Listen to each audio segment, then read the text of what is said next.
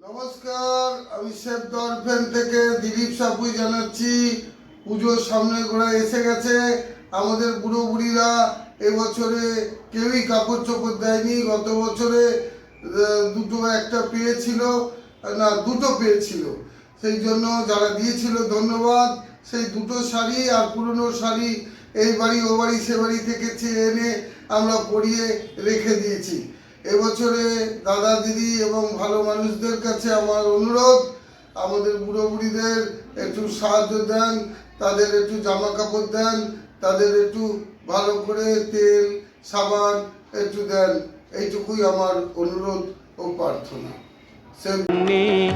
একটু সহানুভূতি কি মানুষ পেতে পারে না ও বন্ধু?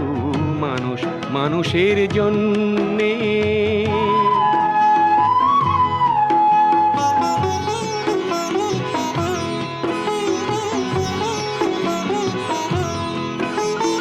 মানুষ মানুষকে পণ্য